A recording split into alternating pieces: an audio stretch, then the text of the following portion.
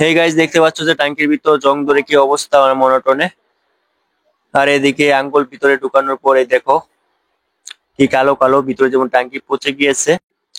এরপর ভিতরে প্রেসার দিয়ে পানি মারার পর দেখো তোমরা কি হচ্ছে, সেই ভিতরে কি অবস্থা, কালো কালো যেমন ট্যাঙ্কির ভিতর সব জ্বলে গিয়েছে। Hey, hello and what's up guys, this is Ponoy, welcome to my YouTube channel Ponoy Official. So guys, আশা করি তোমরা সকলে খুবই ভালো আছো। আর গাইস, তোমরা টাইটেল আর থাম্বনেল থেকে বুঝতেই পারছো যে আজকে ভিডিওটা কি নিয়ে হতে যাচ্ছে। হে গাইস, আজকে ভিডিওটা হতে যাচ্ছে যে আমার বাইকের ট্যাঙ্কিতে আবার মরিচা তো পড়েছে, একবার পড়লে তো রক্ষা নাই, তাই আবার বাইক চালানোর সময় একটু হঠাৎ হঠাৎ থেমে যায়, যেটা কার্বোরেটরে ময়লা ঢুকেছে।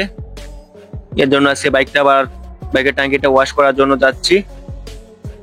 সো তোমরা শেষ পর্যন্ত ভিডিওটা দেখতে থাকো। আর আস্তে আস্তে এসে পড়লাম মিরে বাজার। হ্যাঁ, দোকান খুলেছে, এখন সকাল 9টা বাজে।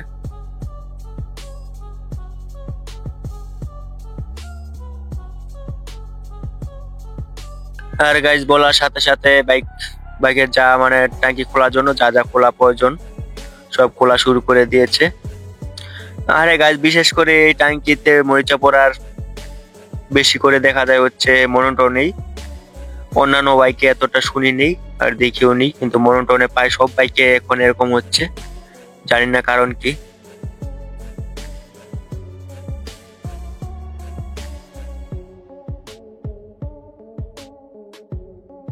আর আস্তে আস্তে খোলার পর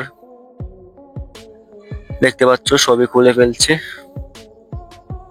আর এই দেখতে পাচ্ছ আমার ট্যাঙ্কির উপরের অংশ, একটা মরিচা পড়ার লিমিট আছে, এরকম পড়েছে। দেখতে পাচ্ছ পুরোটা যেমন জ্বলে গেছে, ভালো হওয়ার কোনো সম্ভাবনাই নেই। আর তাই ফুয়েল নামিয়ে নিচ্ছে পাইপের সাহায্যে কাতলিতে।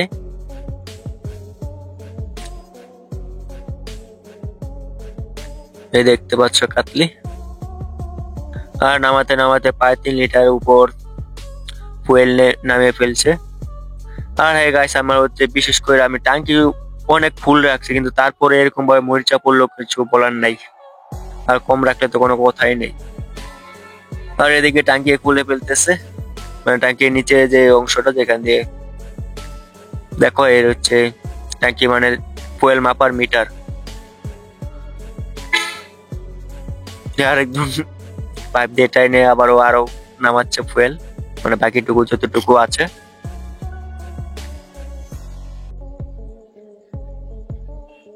আর এই দেখতে পাচ্ছ বাইকের পার্টস, কত স্টিকার করালাম।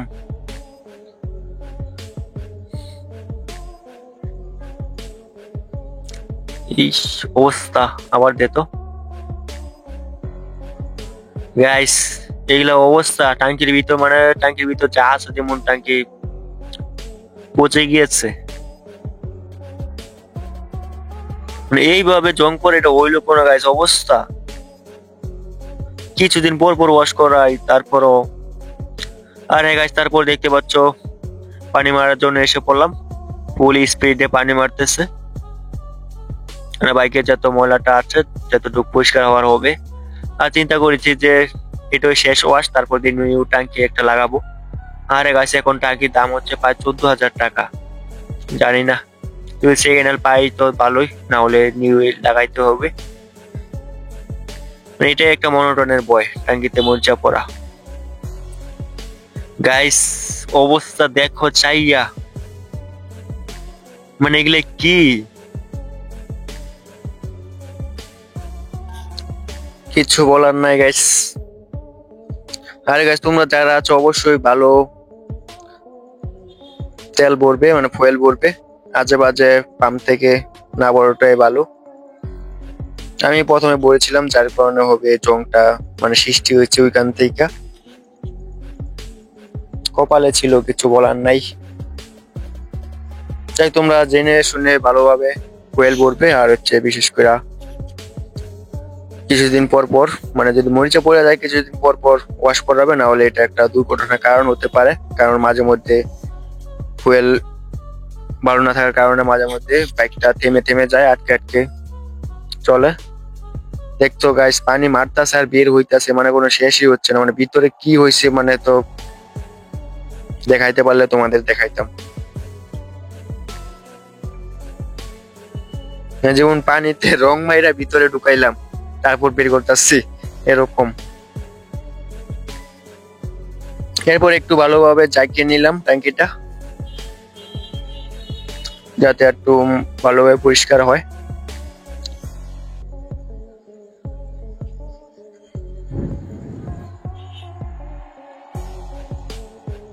এরপর আবার যেরকম ছিল সেরকম ভাবে আবার লাগিয়ে দিতেছে।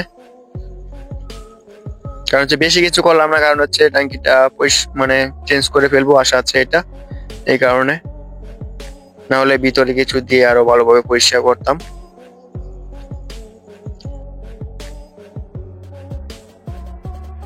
এরপর যে ফুয়েলটুকু বের করেছিল তা আবার ঢেলে দিচ্ছে ট্যাঙ্কিতে।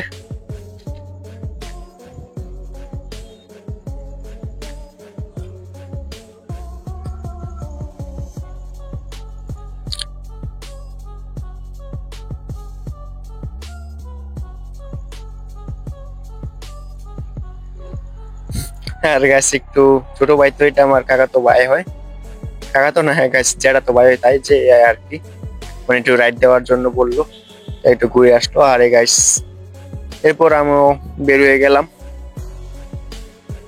মানে আজকে ভিডিও এতটুকুই ছিল, কিছু বলার নাই গাইস, ইমোশনে দাগি। মানে বাইকে একটা প্রতিটা ছেলের কাছে ইমোশন, আর বাইকে যদি একটা মানে কিছু হয় মানে নিজের কাছে লাগে। যাই হোক গাইস, এই ছিল আজকে ভিডিও, দেখা হবে নেক্সট কোনো ভিডিওতে। আর এই গাইস তোমরা অবশ্যই একটু বেশি করে সাপোর্ট করবে, কারণ হচ্ছে আমার একটু ওয়াচ টাইম দরকার আমার মনিটাইজেশন পাওয়ার জন্য। কারণ এত পরিশ্রম করতেছি, যদি সফল না হই তাহলে তো হলো না। So guys